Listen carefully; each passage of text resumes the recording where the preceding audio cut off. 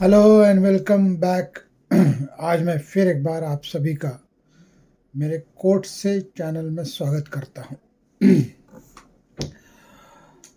आज हम फिर एक बार आपके सामने कुछ जजमेंट्स जो बॉम्बे और कलकत्ता हाई कोर्ट ने सुनाए हैं हाल ही के दिनों में, उसे लेकर हम सामने पेश हो रहे हैं। तो सबसे पहले मैं जिक्र करूंगा बॉम्बे हाई कोर्ट के कुछ रिलेवेंट जजमेंट्स को, जो 8 मार्च 2024 को 8 मार्च 2024 को जो बॉम्बे हाई कोर्ट में कुछ जजमेंट्स जो रिलेवेंट जजमेंट्स हैं, इंपॉर्टेंट जजमेंट्स हैं, वो प्रोनाउंस किए गए। उसमें से पहला जजमेंट में जो रेफर करूंगा वो है Arun Bhagwat Shinde and another versus Shrihari Kalyan Rao Parkale and others. ये जस्टिस अरुण पेडनेकर इनका जजमेंट है, और ये जो फाइंडिंग है जो इंग्लिश में है, मैं पहले उसे पढ़ के सुनाता हूँ, फिर मैं उसे हिंदी में कोशिश रहेगी उसे हिंदी में समझाने की। जस्टिस अरुण पेडनेकर का ये फाइंडिंग है, the court examine the liability of an insurance company in a motor vehicle accident claim where the driver of the insured vehicle did not have a valid license.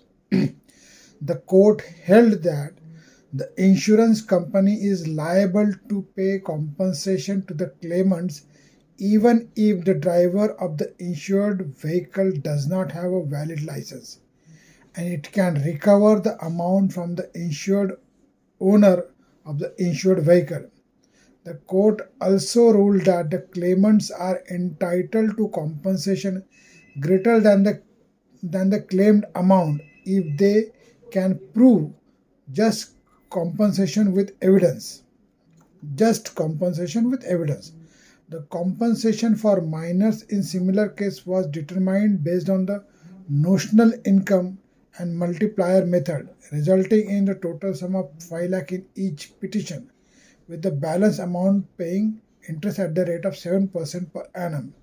The insurer was entitled to recover the amount from the insured. मोटा मोटी ये है कि अगर driver के पास valid licence नहीं है, the driver of the insured vehicle did not have a valid licence, अगर जो गाड़ी ड्राइव कर रहा है उसके पास वैलिड लाइसेंस नहीं है, फिर भी ऐसे मसलों में इंश्योरेंस कंपनी को कॉम्पनसेशन क्लेम देना लाजमी है। मोटर व्हीकल एक्सीडेंट क्लेम के मसले जो होते हैं जिसमें ये पाया जाएगा कि ड्राइवर के पास वैलिड लाइसेंस नहीं था, उसके बावजूद भी उनके खिलाफ जो क्लेम है वो देना पड़ेगा इंश्योरेंस कंपनी को। ये मोटा मोटी सम एंड सब्सटेंस है।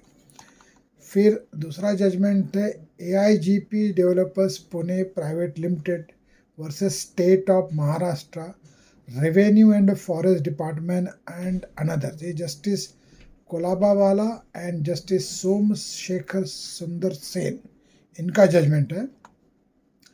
ये फाइंडिंग ये है, the high court quash an order imposing penalty and claiming royalty on a company for excavating minor minerals without authorization. The court found that the company had paid the royalty of 40,000 brass of excavated earth and used the remaining 40,858 brass for backfilling and developing the same land. The court held that such an activity inherently constituted development for which the company had lawful authority by way of a development permission. The court relied on the promoter and builder's case and amended Rule 46 of the excavation rule, which provides that no royalty is required to be paid on earth extracted while developing a plot of land and utilized on the very same plot of land leveling or any work in the process of developing such plan. Basically, ये royalty amount claim करने का जो issue है, जब आप land को excavate करते हो तो उसके एक्सकेवेशन की जो रॉयल्टी है जो गवर्नमेंट को देनी पड़ती है, ये बेसिक कॉन्सेप्ट है। लेकिन जब आपका जो प्लॉट ऑफ लैंड आप खुद ओनर हो और उसे आपको रीडेवलप करना है या डेवलप करना है, तो जाहिर तौर पे उस खनन तो होगा, खनन होगा तो मिट्टी निकलेगी, मिट्टी निकलेगी तो जो मिट्टी वापस रीयूज़ की जाएगी फिल करने के लिए, वो तो डेवलपमेंट एक्टिविटी के तहत ही आ जाएगी। उसके लिए उस डेवलपमेंट एक्टिविटी के तहत आने की वजह से उस पर कोई रॉयल्टी तो लगेगी नहीं। ये बेसिक कॉन्सेप्ट है, बहुत ही क्लियर क्लैरिफिकेशन है। इसके बावजूद ऐसा पाया गया है अमटिन नंबर ऑफ केसों में कि डिपार्टमेंट रॉयल्टी क्लेम करता है, इन्वेरेबली फिर उसे चैलेंज करने के लिए पिटिशनर कोर्ट में आता है और फिर सेम इशू। आप अपना खुद का land under a development permission अगर आप डेवलप कर रहे हो, ऑब्वियसली कोई भी लैंड तब तक डेवलप नहीं होगी जब तक वो लैंड को डिग नहीं किया जाएगा, उसके प्लिंथ नहीं बनेंगे, उस अर्थ को एक्सकेवेट नहीं किया जाएगा। और जब वो होगा तो खुद के लैंड के डेवलपमेंट मसले में वो वापस उसको स्मूथन करने के लिए, रिफ़िल करने के लिए कुछ मिट्टी का वापस उसमें भरण किया जाएगा। लेकिन ये बेसिक कॉन्सेप्ट को शायद जानते हुए भी अथॉरिटीज़ इग्नोर करती है और धड़ल्ले से क्लेम इशू करती है, इसलिए इस तरह के केसेस वापस कई तरह के केसेस हाई कोर्ट में आते हैं। मेरे भी कई सारे केसेस थे जिसमें इसी तरह का ऑर्डर पास हुआ था, हालांकि बेंच अलग थी। और ये एक मोटा मोटी इसमें मसौदा है।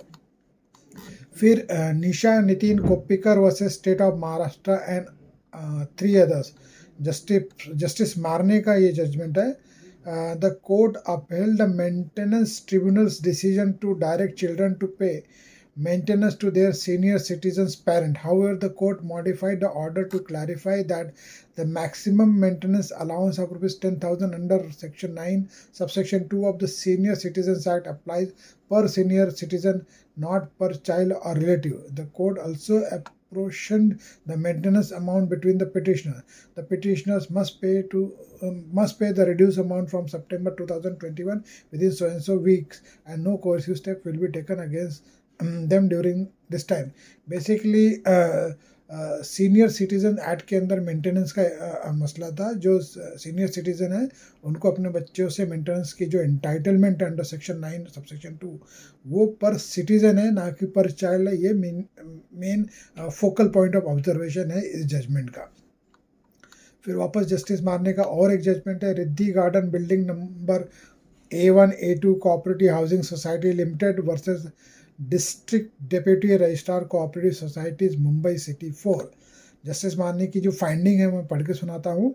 The court consider the issue of weather a competent authority while exercising power of issuing certificate of unilateral deemed conveyance under section 11 of the MOFA can take cognizance of an interest or right in the conveyed land created by a document other than the agreement executed under section 4.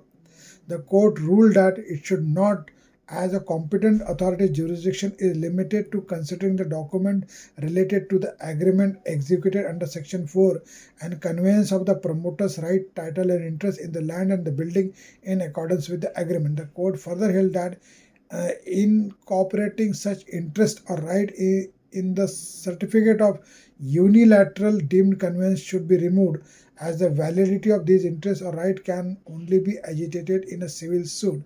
Basically justice मारने की finding ये है कि जब आप जो competent authority यहाँ पे जो रजिस्ट्रार है, ऑब्वियसली जो अपनी कॉम्पिटेंट अथॉरिटी जो डीम्ड कन्वेंस में जो एक्सरसाइज करती है सेक्शन 11 के अंदर, क्या वो जो ऑलरेडी एग्जीक्यूटेड डॉक्यूमेंट है उसके परे जाके और कोई राइट टाइटल और इंटरेस्ट क्रिएट कर सकते हैं क्या? आंसर इज नो, क्योंकि they are bound by an agreement which is already in executed. Their scope is limited to that extent, जहाँ तक कि और भी एडिशनल या subsequent right title and interest है beyond the document which is already executed, उसके परे अगर कोई टाइटल है तो वो सिविल सूट में डिसाइड होता है। ये सब एंड सब्सटेंस है इस जजमेंट का। अब मैं आ जाता हूँ कलकत्ता हाईकोर्ट के कुछ फाइंडिंग्स को लेकर। Amal Haldar versus state of West Bengal and others, justice Jay Sengupta का ये जजमेंट है। In this high court decision, a citizen's fundamental right to hold a peaceful rally or a meeting was affirmed subject to the reasonable restrictions. The applicant intended to organize a political meeting, but the police denied the permission. The court directed authorities to allow the rally at an alternative location as the initial denial and imposition of Section 144 appeared to be specifically target the applicant's event. The police were required to ensure no breach of peace, obstruction, or intimidation, while participants must avoid foul language and incitement to the violence. Access to the venue, use of loudspeaker, and provisions of the reasonable responsible person's details were also specified.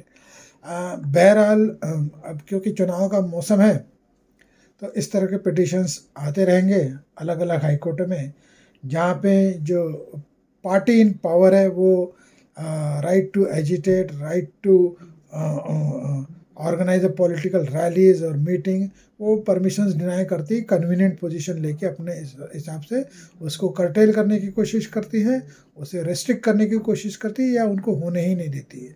ऐसा ही मसला जो है कलकत्ता से जुड़ा हुआ था।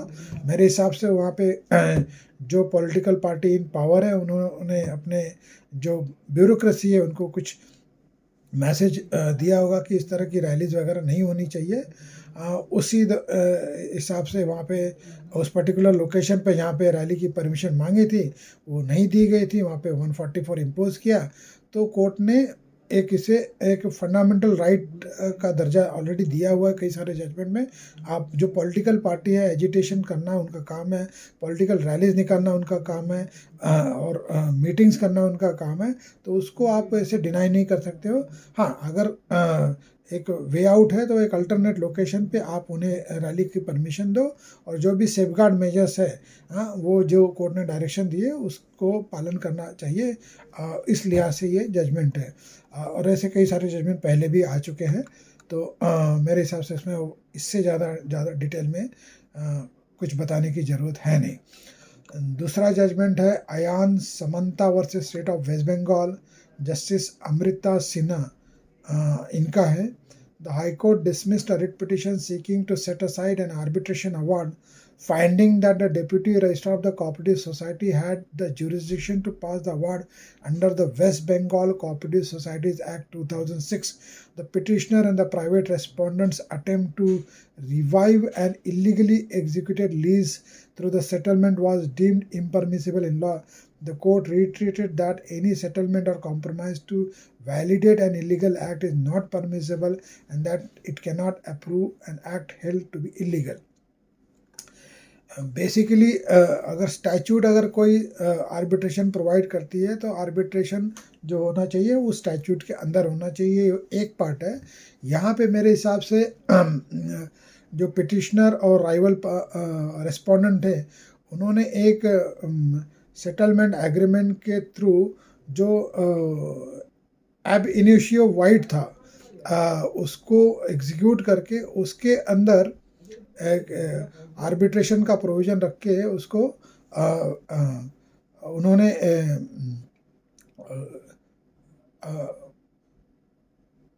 Arbitration process invoke करके उसे वैलिडेट किया है, जो कि परमिसिबल नहीं है। आप कोई भी जो एग्रीमेंट है इलीगल है, जो वाइड है एट इंसेप्शन, सिंस उसके जन्म से ही वो वाइड है, जो इलीगली इन्फोर्सेबल नहीं है। ऐसी कोई अरेंजमेंट या अंडरस्टैंडिंग या एग्रीमेंट करके आप कोई ऐसी इलीगल चीज़ को लीगल नहीं बना सकते हैं। उस लिहाज से ये जजमेंट मेरे हिसाब से प्रोनाउंस किया गया है। अब एक जजमेंट और है Shri Chanchal Mukherjee and others versus state of West Bengal. The High Court quashed a criminal case against several petitioners, finding that the written complaint did not disclose an offence under Section 354 of the IPC and other offences under Section 504 and 506 of IPC were non-cognizable, requiring court's permission for the investigation. The complaint appeared to be motivated by the desire for vengeance after the complainant's transfer to another branch. The investigation did not comply with Section 155(2) of CRPC, and the court exercised its power under Section 482 of CRPC to quash. Basically, इसमें मेरे हिसाब से एक vindictive complaint थी, making an allegation 354 का against an accused. लेकिन जो basic complaint था, रिटर्न टेक्स्ट जो था, उसमें वो इस तरह का डिस्क्लोजर जो है, वो इंग्रेडिएंट्स है जो 354 के, वो उसमें मटेरियली अवेलेबल नहीं थे। और इसके अलावा जो सेक्शन 504 और 506 जो ऑफेंस लगाया गया था, वो नॉन कॉग्निजेबल इन नेचर है, जिसके लिए कोर्ट की परमिशन चाहिए थी। तो अपने आप में एक डिफेक्टिव कंप्लेंट था, इस लिहाज से इसे क्रिमिनल प्रोसिक्यूशन कॉश किया गया, जो कि ये on the face of it ये पता था कि ये मोटिवेटेड कंप्लेंट है, एक विंडिक्टिव अप्रोच से फाइल किया हुआ कंप्लेंट है, इस लिहाज से इसे क्वैश किया गया। Sajal Bose and another versus state of West Bengal and another justice Shampa Dutt, इनका जजमेंट है। In this High Court decision, a revision petition was filed to quash proceeding under various sections of the Indian Penal Code.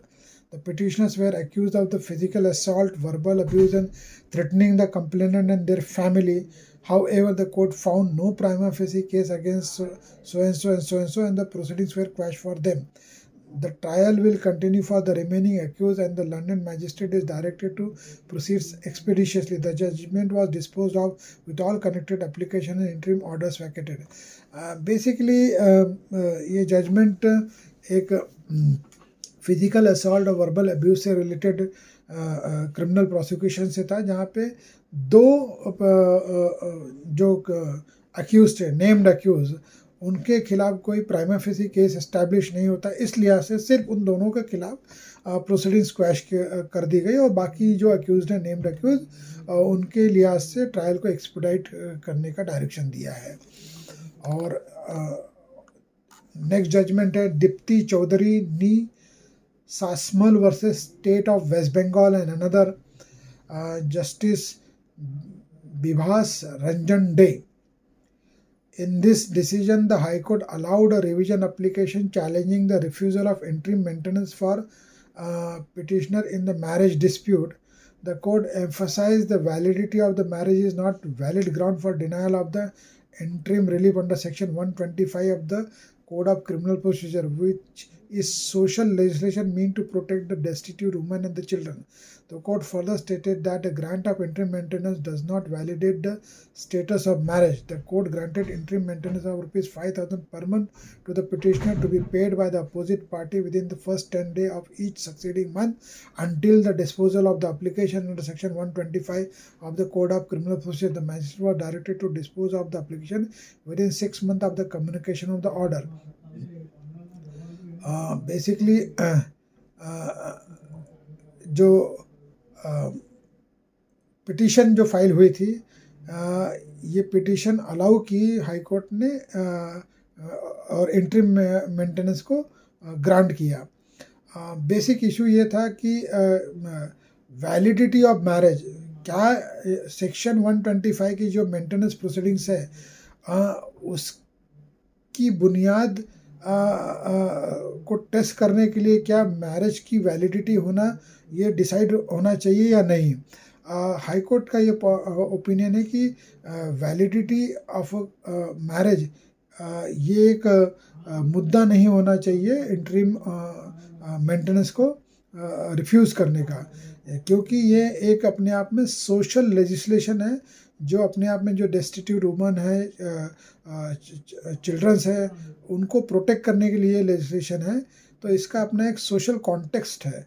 तो उस context, social context को मद्देनज़र रखते हुए ये ज़रूरी नहीं कि मैरिज वैलिड है या नहीं है, इसका अपना एक वैलिडेशन ये डिसाइड करने के लिए ज़रूरी नहीं है कि मेंटेनेंस इंटरिम मेंटेनेंस ग्रांट किया जाए। उस लिहाज से पिटिशन को अलाउ किया, और इंटरिम मेंटेनेंस ग्रांट करते हुए 6 महीने के अंदर जो मैजिस्ट्रेट है उनको डायरेक्ट किया गया है कि आप ये जो एप्लीकेशन है 125 CRPC की मेंटेनेंस की, जो आपके सामने पेंडिंग है, उसे डिस्पोज कर दिया जाए।